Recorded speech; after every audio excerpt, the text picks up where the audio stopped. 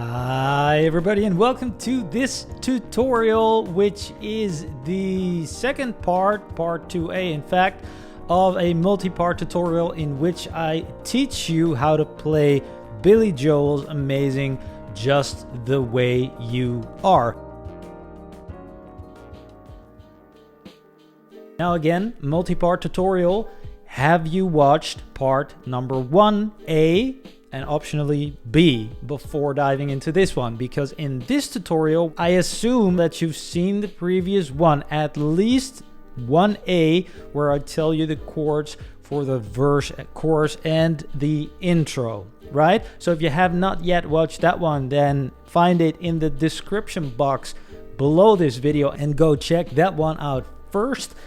If you have watched it, then in this tutorial, I will show you how to take those chords to the next level and really make them sound like Billy Joel by adding patterns. Let's get started. So here we go, the intro.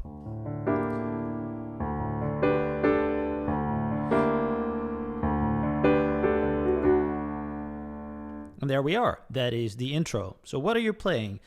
We know that we have, first of all, these notes underneath our fingers, right? From the former tutorials. What you are going to do is walk ta ta ta pa ta ta ta ta. 1, 2, 3, 4. 1 and 2 and 3 and 4 and ta ta ta ta ta ta ta ta ta, right? In eighths.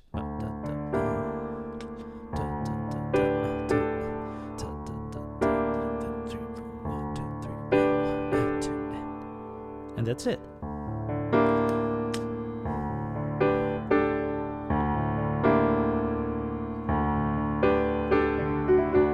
To land on the D. So, yeah. Land on a D, a do note, or want to go to that D. So you could technically also do,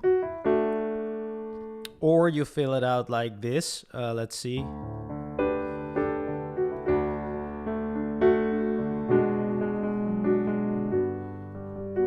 Right? Because that is where we're gonna go next.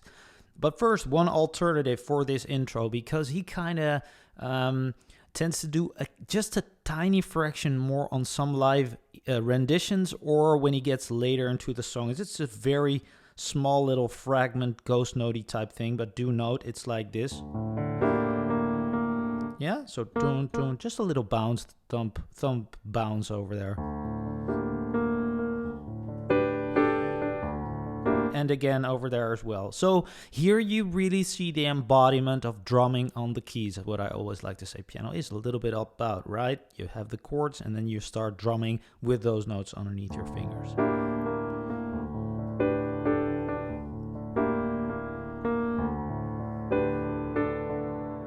And then we go to, so we fill that out, right?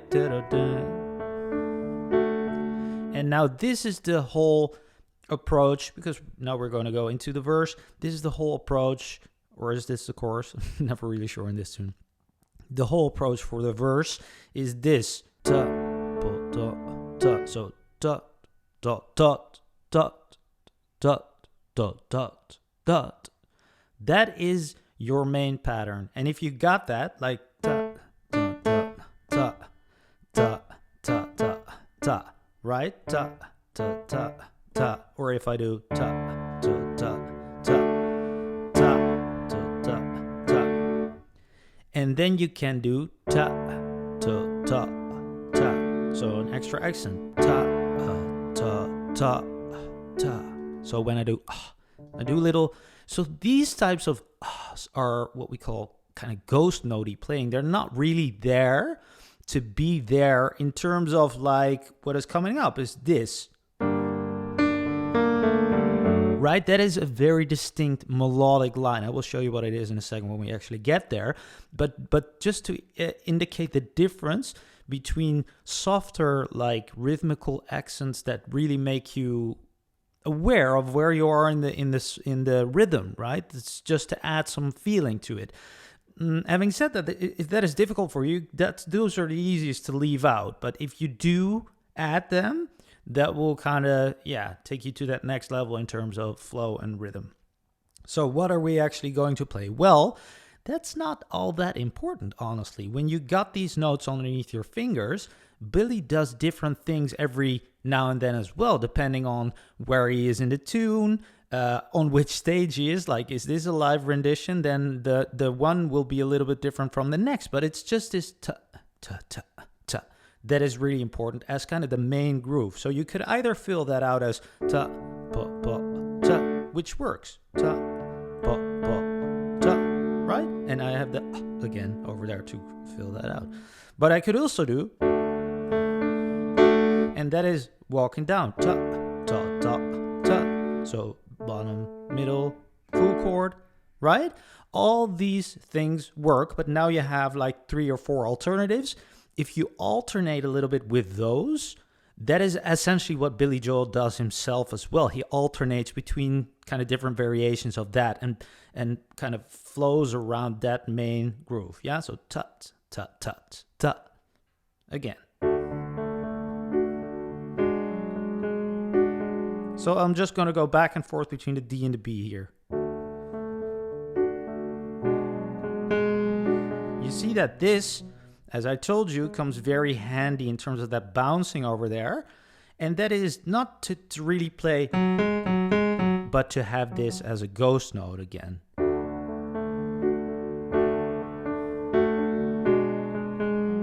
Yeah, there it was again, really soft, right, to indicate the rhythm. If I don't play it, perfectly fine as well, right? But playing it gives just that little extra hint of groove, so to speak. Could I also choose another note? Absolutely, because it's not melodic. So I could also play. Now I do it over there, right? But it's the same accent, and that is important. Again, notes underneath your fingers. The chords, what we learned in a previous tutorial, that will give you your ballpark, your playing field. And now it's a matter of, you know, that rhythm. And this is essentially the rhythm. Which notes in which order, especially for this part, is not that important. But let's go on. So we got don't go changing. Yeah, you could even leave out some of the accent every now and then, right? As I just did. Just around that main groove. Let me don't go changing to try and please me.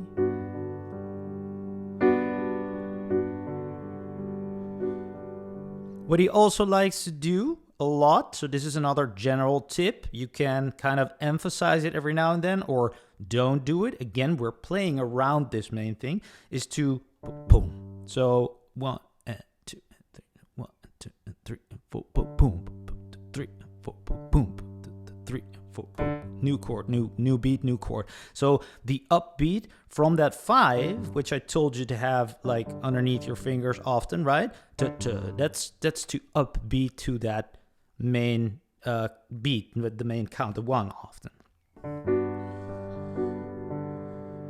There we go. So this is one option to do that. I hope that everybody can follow along where I'm at. So just for clarity's sake, don't go changing to try and please me. Here we go. To try and please me. Yeah, and you're free to add the 9, by the way. Billy does this very often. So here and there, I'm going to sprinkle a little bit of extra color tones in, which maybe some of I omitted in the first tutorial. That was more or less the framework of the chords, the more basic, well, they're not that basic, but the standard versions, so to speak. Now here and there is going to be an extra embellishment, an extra color tone. So again.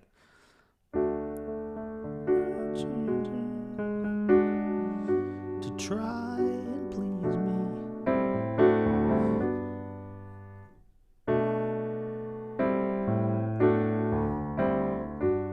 Oh yeah, sorry. Land on that G major 7. So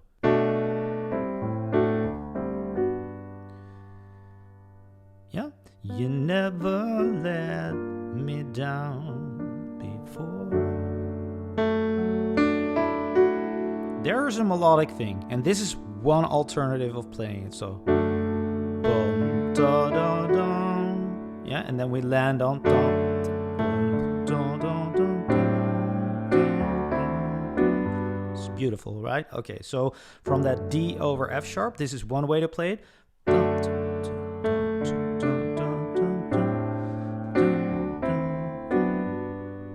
Yeah, one way of playing it. So chord,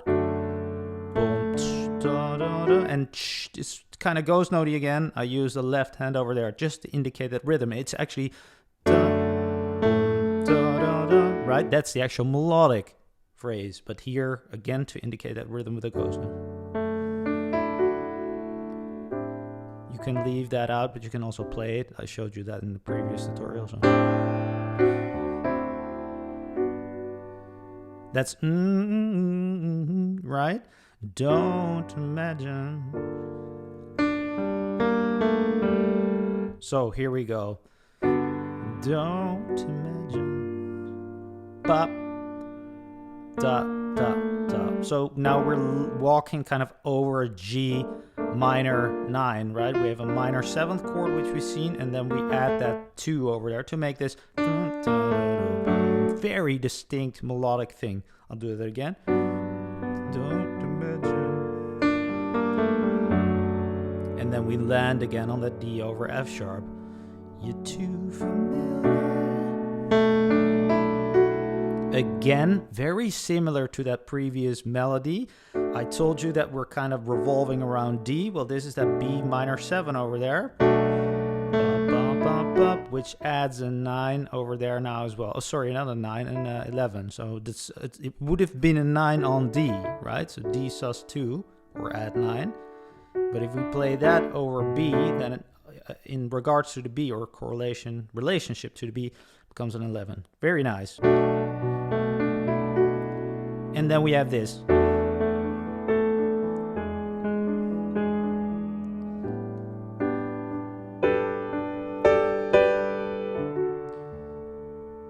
Cool, right?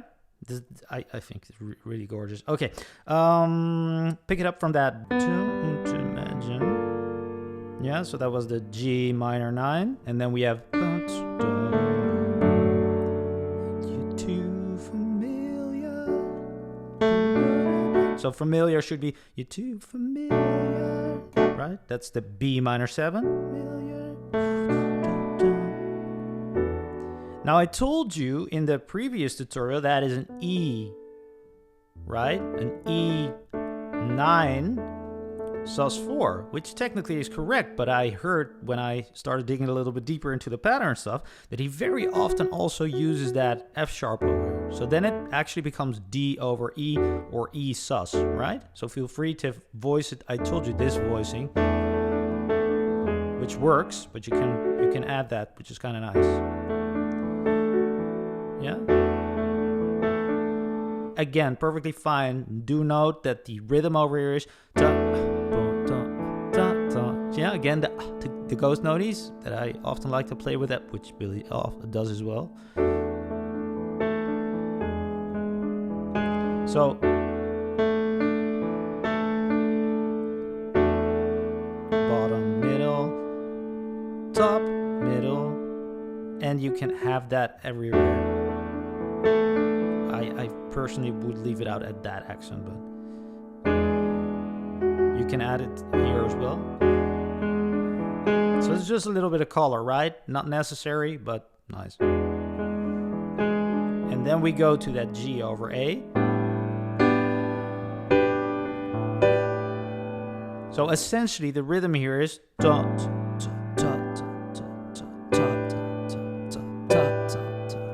Right? Then we're over at the 1. So again, 1, 2, 3, 4, 5, 6, 7, 8, 2, 3, 4 every time. Yeah? But you can do a little bit of extra things over there, what he does. So, da, da, da. For instance, that's just accentuating those eighths again, walking from bottom to top. So this is a technique that I hope that you saw me do that as well. Uses it a lot. Just use those.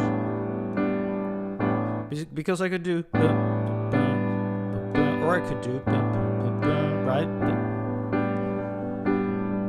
There we have put, and that is essentially the technique. So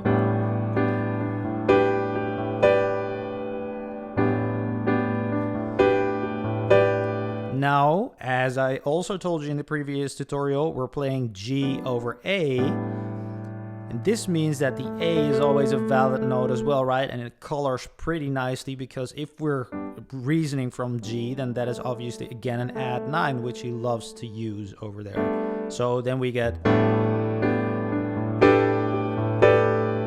And this is the sound that you probably recognize him doing very often. Now I pound in all the notes at the same time, which happens. Another alternative is...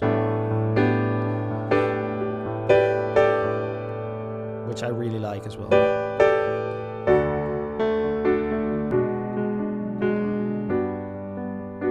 Yeah, so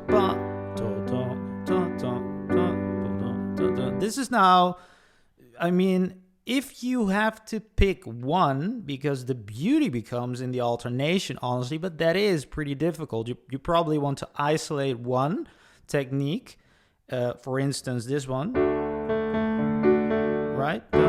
Full chord and then bottom again, for instance, because it's kind of drumming over there. But then it's nice to alternate it with. So bottom, full chord is just kind of walking from the bottom, right, to higher. So I would say pick one and then play the entire thing like that, and then pick another, play the entire thing like that, and then try to mix them, right? So let's see what we got now.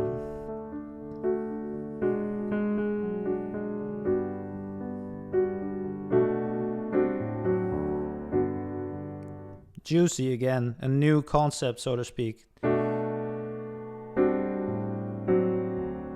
Yeah, a couple of new voicings. I told you, show you a couple of different things that he likes to sprinkle in here and there. So that's the B minor 7. And then we have, look at that. How nice is that? 11, 13, minor 13 over there. To go to the D and then back to the G from the top. To try and please me. Dun, dun, dun, dun, dun, dun. This is also something that I didn't quite show you yet. So this is the chord from the start, right? This is a G minor 6. You can do that. He does that often instead of the minor 7. So then we have... Don't go changing. You try and please me. Boom, da-da-da. That's what I just showed you. Here's another alternative for that one. So super Elton Johnny actually, although I mean Billy Joel does that very often as well, but that's just sus2ing.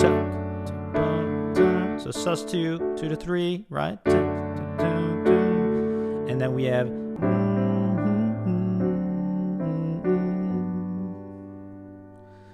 don't imagine, right? We've seen that, so I like that as well. Just do a little. I'm not even sure if he does that, but I do that.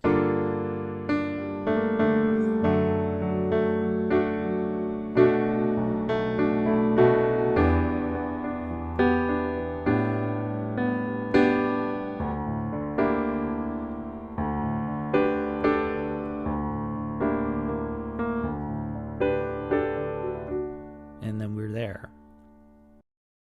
Guys, thanks so much for watching this tutorial. If you liked it, then please do hit the like button. It helps me enormously in getting this video into the YouTube algorithm, which helps the channel. Again, thanks so much. I hope to see you in the next tutorial. Bye-bye.